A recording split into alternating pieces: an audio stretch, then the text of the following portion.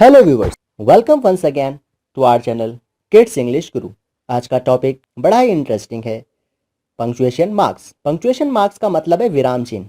जब कोई भी सेंटेंस खत्म होता है उसके बाद जो भी मार्क लगाया जाता है उन मार्क को पंक्चुएशन मार्क कहते हैं।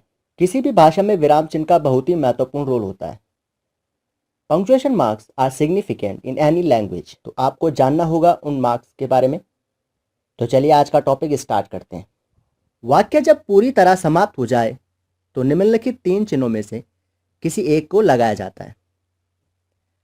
लाइन को इंग्लिश में कहेंगे when a sentence completely ends one of the following three marks is used. तो सबसे पहला पंक्चुएशन मार्क है क्वेश्चन मार्क। प्रश्नवाचक वाक्य के अंत में, eight the end of interrogative sentence, जब आप किसी से कोई क्वेश्चन पूछते हैं जिसके रिवर्स में आपको आंसर मिलना है तो उस सेंटेंस के एंड में क्वेश्चन मार्क लगता है। जैसे कि आप पूछ रहे हैं हु आर यू, तुम कौन हो।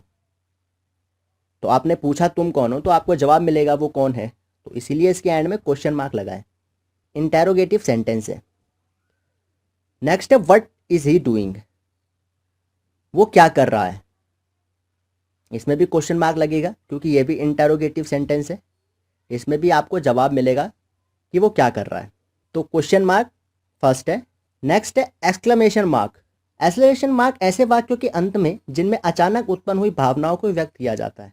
अचानक हुई कोई घटना से मन की भावनाओं को व्यक्त होना, जैसे खुशी या दुख प्रकट करना, हैरान होना, नाराज़गी जाहिर करना, किसी को शाबाशी देना, दुआ देना आदि। इस तरीके की जो भावनाएं होती हैं उनको व्यक्त करने के बाद एक्सक्लेमेशन मार्क लगता है। इसकी एक आपको डेफिनेशन बता देता हूँ। Used eight the end of the sentences in which you exhibit your sudden originated feeling. Example your instant happiness, grief, anger, chair, wishes etcetera. आइए कुछ एग्जाम्पल देखते हैं। जैसे गॉड ब्लेस यू, इसमें आप एक भावना व्यक्त कर रहे हैं कि भगवान आपको आशीर्वाद दे। तो गॉड ब्लेस यू के बाद एक्सक्लेमेशन मार्क लगा हुआ है। एक और सेंटेंस देखते हैं, थैंक गॉड, भगवान का शुक्र है। इसमें भी आप भावना व्यक्त कर रहे हैं, फीलिंग ओरिजिनेट कर रहे हैं, तो इसके एंड में भी आपको एक्सक्लेमेशन मार्क लगाना है। एक सेंटेंस देता हूँ। जैसे आप किसी को बधाई देते हैं तो आप कहते हैं कॉन्ग्रेचुलेशन, तो बधाई हो, तो इसके एंड में भी लगेगा एक्सक्लेमेशन मार्क। अब थर्ड है फुल स्टॉप। फुल स्टॉप का प्रयोग किसी भी ऐसे वाक्य के अंत में किया जाता है जो ना ही प्रश्नवाचक हो और ना ही विस्मयादिबोधक वाक्य, यानी अचानक आए मन में भाव जैसा कि ऊपर दिए गए दो चिन्हों में समझाया गया है। जैसे क्वेश्चन मार्क में आप कोई क्वेश्चन पूछते हैं और एक्सक्लेमेशन मार्क में आप कोई फीलिंग को ओरिजिनेट करते हैं, तो ये इन दोनों में से किसी भी वाक्य में नहीं लगता। फुल स्टॉप लगाने का सीधा सा मतलब है कि वाक्य खत्म हो गया है। फुल स्टॉप आप वहीं पे लगाते हैं जहाँ पर सेंटेंस पूरा हो गया है, ना ही उसका कोई जवाब आना है, ना ही आपने वहाँ पे कोई रिएक्शन दिया है। की डेफिनेशन भी इंग्लिश में बता देता हूँ आपको। Full stop is use at the end of every sentence but the sentence should neither be an interrogative sentence nor an exclamatory sentence as taught above. जैसे कि ऊपर बताएगी। रिलेटेड सेंटेंस देखिए, आई एम कमिंग, मैं आ रहा हूँ, मैं आ रहा हूँ बोल दिया, सेंटेंस खत्म, ना ही कोई जवाब आना है, ना ही कोई फीलिंग एक्सप्रेस हुई है इसमें। Rahul is a good boy, Rahul अच्छा लड़का है, सेंटेंस खत्म हो चुका है, आपने बता दिया राहुल अच्छा लड़का है, तो इसके एंड में लगेगा फुल स्टॉप। अब फुल स्टॉप का प्रयोग एब्रीविएशन के साथ भी होता है। अब आप ये जानना चाहेंगे एब्रीविएशन क्या होते हैं। एब्रीविएशन किसी भी शब्द के समूह या संक्षिप्त रूप होते हैं। जैसे कि आप फुल फॉर्म कहते हैं तो उसको एब्रीविएशन कहते हैं। जैसे कि एग्जाम्पल के तौर पे आपको MP member of parliament, MLA member of legislative assembly, इस टाइप के। तो इसकी डेफिनेशन इंग्लिश में देखिए, full stop are used with abbreviation too. Abbreviation are basically the short form of a group of word. Example are, आपको example दे देते हैं। जैसे कि मैंने बताया MP, तो M.P लिखा गया है, तो फुल स्टॉप M.P। तो जो डॉट फुल स्टॉप है वो M और P के बीच में लगा हुआ है, जिसका फुल फॉर्म है मेंबर ऑफ पार्लियामेंट यानी सांसद। दूसरा है BA के बीच में भी आप देखिए फुल स्टॉप लगा हुआ है। तो यहाँ पर ये नहीं है कि BA कोई सेंटेंस है वो ख़त्म हो रहा है, पर यहाँ पर क्योंकि BA एक एब्रीविएशन है तो एब्रीविएशन में भी लगता है। इसका मतलब है बैचलर ऑफ आर्ट्स, आर्ट्स के स्नातक। एक होते हैं E.G. एग्जाम्पल के लिए जैसे आप लिखते हैं ना, फॉर एग्जाम्पल का शॉर्ट फॉर्म लिखते हैं आप E.G. वो एक लैटिन वर्ड है जिसको एग्जाम्पली ग्रेशिया कहा जाता है और जिसका मतलब होता है फॉर एग्जाम्पल। फुल स्टॉप का यूज़ दो जगह होता है, एक जब आप कोई सेंटेंस खत्म कर रहे हैं वहाँ पर, और एक एब्रीविएशन के बीच में। एग्जाम्पल के साथ आप समझ गए होंगे। फोर्थ पंक्चुएशन मार्क जो है वो है कॉमा। जब आपको किसी वाक्य को बोलते हुए जरा सा विराम देना हो तो कोमा का प्रयोग किया जाता है। While speaking, when you need to give a pause in a sentence, comma is used. इसकी डेफिनेशन है, एग्जाम्पल देखते हैं। राम कम हेयर, तो राम के बाद आप थोड़ा रुके तो आपने कहा राम यहाँ आओ, तो राम के बाद आपने लगाया कॉमा, फिर आपने बोला कम हेयर। दूसरा एग्जाम्पल देखिए, Akash my best friend is his brother.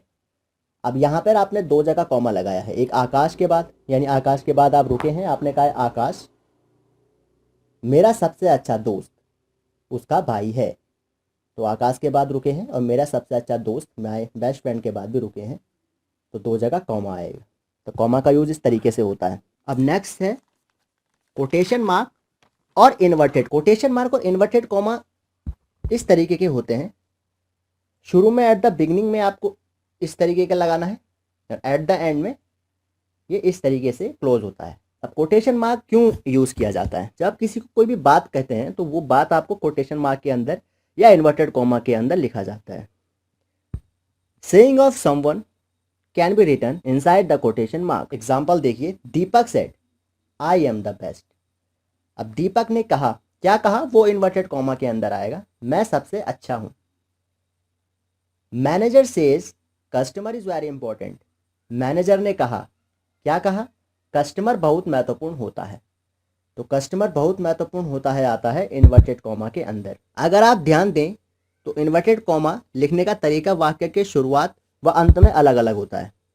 शुरू में मैंने आपको बताया था कि इस तरीके से लिखा जाएगा और एंड में इस तरीके से लिखा जाएगा। तो इस लाइन को इंग्लिश में ही बता देता हूँ। If you notice the way you write inverted comma at the beginning of the quoted sentence and at the end of the quoted sentence, both are different. अब सिक्स्थ पंक्चुएशन मार्क है colon. Colon का मतलब है जैसे कि। Colon का प्रयोग तब किया जाता है जब आप किसी भी लिस्ट के बारे में बताते हैं। Colon means that is. Colon is basically used when you talk about a list. Example देखिए, I met many people, Diksha, Puja, Ritu and Sagar. तो यहाँ पे लिस्ट बताइए ना लोगों की, तो मैं कई लोगों से मिला। अब कॉलन को क्या कहते हैं, जैसे कि, अंडरलाइन भी किया गया है। अब दीक्षा, अब क्योंकि कॉमा भी लगा हुआ है तो रुकेंगे आप, दीक्षा, पूजा, ऋतु एंड सागर और सागर। एक और सेंटेंस देखिए, I have many things, book, pen, rice etcetera. मेरे पास कई चीज़ें हैं, कॉलन, जैसे कि किताब, पेन, चावल और एटसेट्रा को इन हिंदी में इत्यादि कहते हैं। कॉलन समझ गए होंगे आप कि जहाँ पर लिस्ट की बात होगी वहाँ पर कॉलन लगेगा। अब एक और होता है सेमी कॉलन, जो इस तरीके से दिखता है। सेमी कॉलन को अगर समझना है तो एक सेंटेंस देखिए यहाँ पर। ये सेंटेंस है, meeting was held on 25 October 2008, 15 January 2010 and 20 मार्च 2012। अब एक और सेंटेंस देखिए दूसरा, meeting was held on 25 October 2008, 15 January 2010 and 23 मार्च 2012। हिंदी में साफ मतलब है, मीटिंग 25 अक्टूबर 2008, 15 जनवरी 2010 और 23 मार्च 2012 को हुई। अब सेंटेंस ए जो है वो गलत है जबकि बी सही। देखिए ये बात साफ है कि मीटिंग 3 अलग अलग दिनों में हुई है। अब आप पहले सेंटेंस को अगर देखोगे तो आप कॉमा लगा हुआ उसमें, तो आप कैसे बोलोगे, meeting was held on 25 October 2008, 15 January 2010 and 23 मार्च 2012। तो इसको अगर आप देखोगे तो आपको ऐसा लगेगा कि 5 दफ़ा मीटिंग हुई है, 25 अक्टूबर को, 2008 को, 15 जनवरी को, 2010 को और 23 मार्च को। लेकिन जबकि ऐसा है नहीं, मीटिंग सिर्फ 3 ही दिन हुई है, पर कॉमा की वजह से क्योंकि आप रुक के कह रहे हैं तो वो ऐसा लग रहा है 5 बार हुई है। तो इस जगह पर आपको सेमी कॉलन का यूज़ करना पड़ता है। जैसे कि आपने नीचे लिखा है मीटिंग, बी सेंटेंस में, meeting was held on 25 October 2008, 15 January 2010 and 23 मार्च 2012। तो बी सेंटेंस जो है बिल्कुल करेक्ट है। एक सेमीकोलन की वजह से इसका मतलब साफ हो चुका है। और पहले सेंटेंस में तो ये लग रहा था कि 5 अलग अलग दिन मीटिंग हुई है, जबकि सिर्फ 3 ही दिन है। तो वहाँ पर कॉमा का यूज़ नहीं, सेमीकोलन का यूज़ कीजिए, सेंटेंस सही हो जाएगा। अब 8 नंबर पर है अपॉस्ट्रॉफी। अपॉस्ट्रॉफी का प्रयोग 2 मौके पर होता है। Apostrophe is use at 2 situation. जब आप कहते हैं राम का, किताब का या मम्मी का, तो राम का राम्स, अपॉस्ट्रॉफी एस लगेगा। बुक्स, बुक का, किताब का, मदर्स, मम्मी का। तो कोई भी चीज़ आप बताते हैं, जैसे राम्स पेन, राम का पेन, अपॉस्ट्रॉफी का यूज़ किया। बुक्स, किताब का, इस तरीके से। अब इसका एक और यूज़ है जो है 2 शब्दों को एक बनाने के लिए किया जाता है। इन 2 शब्दों में से एक शब्द सहायक क्रिया होनी चाहिए, हेल्पिंग वर्ब, और दूसरा शब्द या तो सर्वनाम हो या नॉट। जो सेकंड वर्ड है या प्रोनाउन होगा या नॉट होगा। तो second situation, to make 2 words one of this word needs to be a helping verb, सहायक क्रिया, and the other one either a pronoun और नॉट। जो दूसरा होगा या तो सर्वनाम होगा या नॉट होगा। इससे एग्जाम्पल देखिए आप, does not, doesn't, apostrophe s लगा। Is not, isn't, do not, don't, has not, hasn't, I have, I've, you are, you're. तो यहां पर अपॉस्ट्रॉफी आपने देखा डजन में कैसे लगा है, DOESN के बाद अपॉस्ट्रॉफी और टी, क्योंकि यहाँ पर ये नॉट नॉट आप नोटिस कर रहे हैं, नॉट नॉट नॉट नॉट, और दूसरा या तो प्रोनाउन है, तो तब जाके अपॉस्ट्रॉफी का यूज़ हुआ है। यहाँ पर देखिए does, is, do, have, are, has, ये सब हेल्पिंग वर्ब है, और आई और यू सर्वनाम है, प्रोनाउन है। तो हेल्पिंग वर्ब को प्रोनाउन के साथ ही इसका यूज़ किया जाता है। अब लास्ट है डैश। डैश भी एक इम्पॉर्टेंट पंक्चुएशन मार्क है। डैश का यूज़ कैसे आप कर सकते हैं, देखिए 7-8 PM, 7 to 8 PM 1 घंटा होता है। आप 7-8 PM लिख सकते हैं। 1995-2005 एक पीरियड का टाइम है, आप 1995-2005 लिख सकते हो। आपको ये नहीं लिखना है 1995, 1996, 1997, 1998, 1999, और इतना लंबा नहीं लिखना है, सिर्फ डैश करके आप बता सकते हो 10 सालों का गैप भी या 1 घंटे का गैप भी। या आप इसे ऐसे भी यूज़ करते हैं, किसी इंग्लिश के वर्ड में मदर इन लॉ होता है ना, मदर इन लॉ, तो mother dash in dash law, simple. सासू माँ को मदर इन लॉ कहा जाता है, तो वहाँ पर आप डैश का यूज़ कर सकते हैं। तो ये थे 9 पंक्चुएशन मार्क जो हमने आपको आज की वीडियो में बताए हैं। काफ़ी आपको बेसिक तरीके से बताया गया है, आपको समझ आ जाएगा एक बेसिक तरीके से कि क्या आप इन पंक्चुएशन मार्क को कैसे यूज़ करेंगे और किस सेंटेंस के एंड में कौन सा पंक्चुएशन मार्क यूज़ होगा, या जो आपको बताए गए हैं quotation mark, colon, semi colon, apostrophe, इनको आप कैसे यूज़ करेंगे, डैश को आप कैसे यूज़ करेंगे। तो उम्मीद करता हूँ टॉपिक आपको समझ में आया होगा काफ़ी हद तक।